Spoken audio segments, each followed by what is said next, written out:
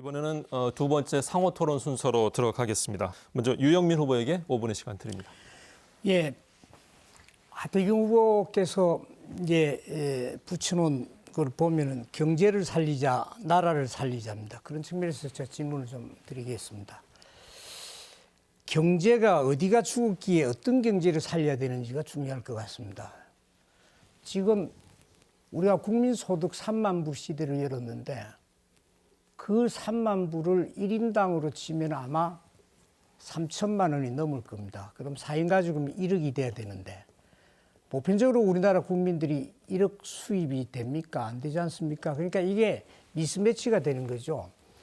결국에는 1%의 사람이 배당 소득의 거의 70%를 가져가고 1%의 사람이 예금 이자의 45%를 가져간다는 거거든요. 또 우리가 소득 하위 20%에 있는 사람들, 상위 20%에 있는 사람들의 격차가 점점 더 벌어지고 있는데 하위 20%에 있는 사람들은 소득이 17%가 줄었습니다. 상위에 20%에 있는 사람 소득이 10% 늘었어요. 악의입이 더 크게 지금 벌어지는 문제입니다. 그러면은 지금 우리가 경제가 어려운 문제는 결국 하위 20%에 있는 특히 소상공인들, 자영업자들 시장, 어려운 분들의 그 경제 문제를 어떻게 풀 거냐 하는데 초점이 맞춰져야 됩니다. 지금 정부도 거의 거기에 지금 초점이 맞춰졌습니다. 그런 측면에서 하 후보께 제가 여쭙고 싶은 것은 거기에 대한 경제 전체를 말씀하시는 게 아니고 어떤 부분이 죽어 있기 때문에 어떤 부분을 어떻게 살려야 될지에 대해서 짧게 조금 답변을 듣고 넘어갔습니다. 솔직히 이건 장관님 책임도 있습니다. 유 후보님 뭐 책임도 제가 있는데 책임을 져야 될 부분은 이 원인이 이 지금 네. 양극화, 경제 양극화, 빈익빈 부익부 말씀하시는데 소득주도 성장이 결정적인 원인입니다. 그러니까 지금 자영업 어려운 이유를 한번 다 물어보십시오. 임금을 올려도 감당할 정도를 올려야지 2, 3년 사이에 막 3, 40% 이렇게 올리니까요. 안 그래도 어려운 사람 다 지금 해고하고 자르고 있는 거예요. 감당이 안 되니까. 지금 자영업자도 월급 받는 대기업 노동자보다 많이 받는 사람 거의 없습니다. 뭐 몇백씩 수입이 들어가는데 거기에다가 인건비 부담이 몇십 %씩 올라가면 그걸 감당을 못해서 커피숍, 식당, PC방, 편의점 다 문 닫고 있고 그러다 보니까 알바 자리도 더 없어지는 거죠. 그러니까 힘든 사람을 더 힘들게 하고 있는. 어떡하죠? 자, 그러면 주도권을 가지신 분이 끊으시면 됩니다. 네. 죄송합니다. 제가 좀 다음 질문 이어갈게요. 예. 소득주도 성장에 대해서 말씀하시는데 그것도 조금 잘 아셔야 될 게 큰 세 가지로 구성되어 있죠. 하나는 직접적으로 지원하는 게 있고요. 또 하나는 간접적으로 지원하는 게 있고 또 하나는 생활 SOC 부분을 지원을 해서 그 소득을 채워주는 여러 가지가 있습니다. 그중에 이제 최저임금 이야기 하셨고요. 잘 알겠습니다. 어쨌든 그다음에 제가 질문을 좀 드리고 그래서 저는 격차 문제에 좀 초점을 맞춰줬으면 좋겠다.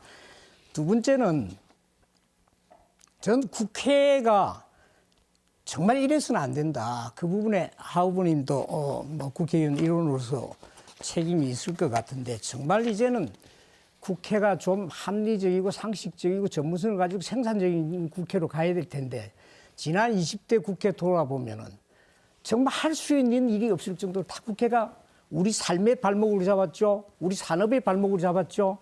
그런 측면에서 나중에 남은 시간에 좀 답변해 주셨으면 좋겠고요. 앞으로 어떻게 하겠다. 그다음에 또 하나는 대체로 국회의원들이 자기가 별로 하지도 않은 일들을 행정부가 해가 뭐 해서 끝나면 그다음 아침 플랜카드가 툭툭 붙더라고요. 뭐 좋습니다. 관행이면은.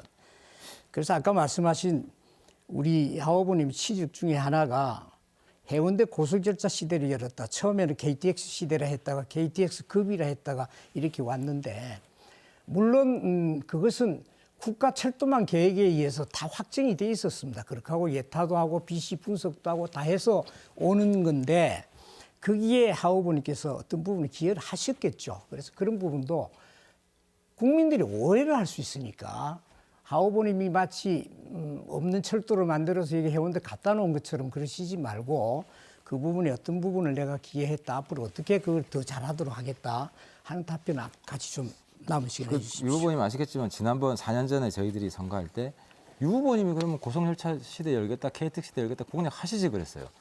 그건 제가 우리 주민들 이야기 듣고 한 것이고 실제로 철도 동해남부선 운영 계획은 2016년 7월에 확정이 됩니다. 자, 하 후보님 답변하시는 과정에서 유영민 후보의 주도권 시간 5분 모두 소모가 되었고요. 다음은 하태경 후보에게도 5분의 주도권 드리겠습니다. 네. 예, 저 말이 계속 안 말씀 끝났- 이어가셔도 됩니다. 예, 네. 그 해운대 KTX 시대를 열겠다는 건 지난번 선거 이제 1호 공약입니다. 당시에 제가 그 공약을 한 이유는 주민들 중에 한 분이 저한테 경선 기간이었습니다. 대한민국 최고의 관광지에 바로 오는 KTX가 없다는 게 말이 됩니까?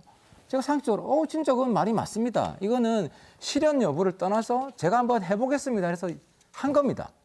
한 것이고 그리고 나중에 당선되고 나서 확인해 보니까 그 전에는 개념 계획만 있었던 겁니다.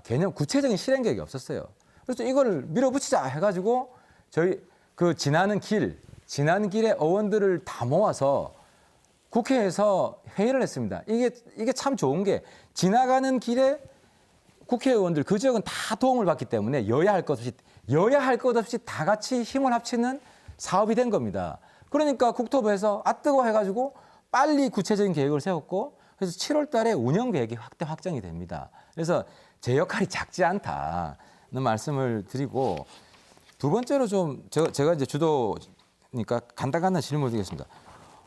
저는 국회 망친 대표적인 장본인이 이해찬 대표라고 생각합니다.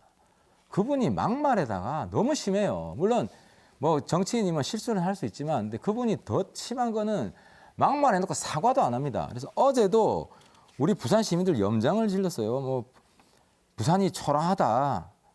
뭐 저는 의도적으로 이런 말 하시지 않고 실수라고 생각하는데 그러면 바로 미안하다 사과 한마디 하면 넘어갈 수 있는 문제인데 아마 아직까지도 사과 안 하셨을 거예요. 이런 이해찬 대표 사과 안 하는 태도에 대해서 우리 유 후보님 어떻게 생각하십니까?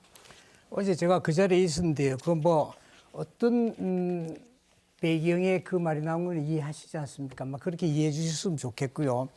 사과할 뜻은 없다 이 말씀이시나요? 제가 사과해. 아니 어쨌든 말 실수를 하셨는데 이해찬 대표가 사과할 필요가 없다고 생각하세요? 어쨌든 말 실수를 그건 했잖아요. 본인이 맡기십니다. 저는 우리 하 의원님도 상당히 더 센 말을 하셨잖아요. 저는 그때마다 사과합니다. 사과했습니까? 예, 저는 예. 그때마다 사과를 합니다. 잘하셨습니다. 그리고 그래. 당 대표가 뻔뻔하게 사과 나오면 저는 당 대표한테 쓴소리 합니다. 사과하라고. 유 후보님도 한번 해보세요. 저는 그런 모습 한 번도 못 봤어요. 그 뭐 본인이 판단을 능히 하실 분이라 생각을 하고요. 그건 본인 판단 굉장히 떨어지는 분이에요. 뭐 그렇게 예단하시지 말고요. 아마 여러 가지로 보면 우리 하 후보님보다도 훨씬 마일드합니다. 예. 제가 볼 때는 유권자분들 그렇게 생각 안 하시죠? 그렇게 막 제 주도니까 두 번째 이거 유 후보님이 국무위원이셨고 그리고 어쨌든 대통령과 가깝다는 소문도 있고 근데 이제 문제는 대통령이 가장 힘들었던 게 조국 사태 때예요. 막 성적 위조, 자격증 위조하고 막 이럴 때. 근데 조국 사태 때 이 대한민국 공정의 정신을 근본적으로 훼손하고 문재인 정권의 그 철학을 완전히 정면에서 훼손한 건데 그 당시 국무위원이셨는데 조국 문제에 대해서 쓴소리 한 번 한 적 있으십니까? 개인적으로 이야기하시는 겁니다. 아니 공개적으로 국민들을 향해서. 국민들을 향해서 그런 이야기를 할 필요가 없죠. 국무위원은. 그거는 이낙연 총리는 저는 대정부질 때 하셨거든요. 질문이 나왔으니까 가볍게 타치를 했죠. 아니 그 국감할 뭘 때 답변을 해야 아니, 되죠? 국감할 때 과기부 국감할 때도 그런 질문 나왔잖아요.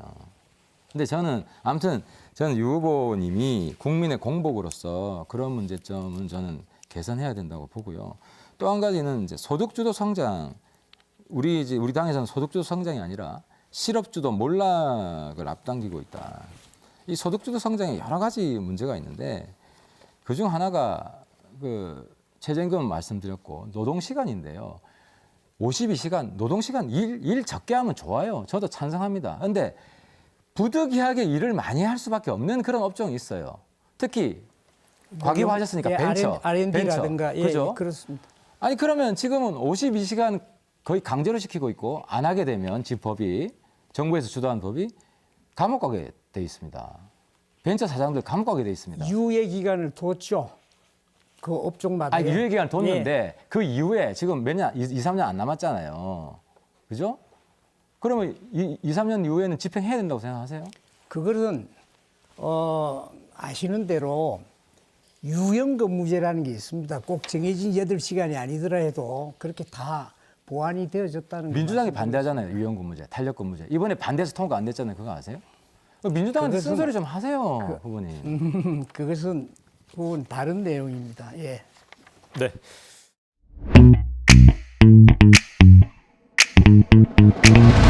오늘도 하태경입니다.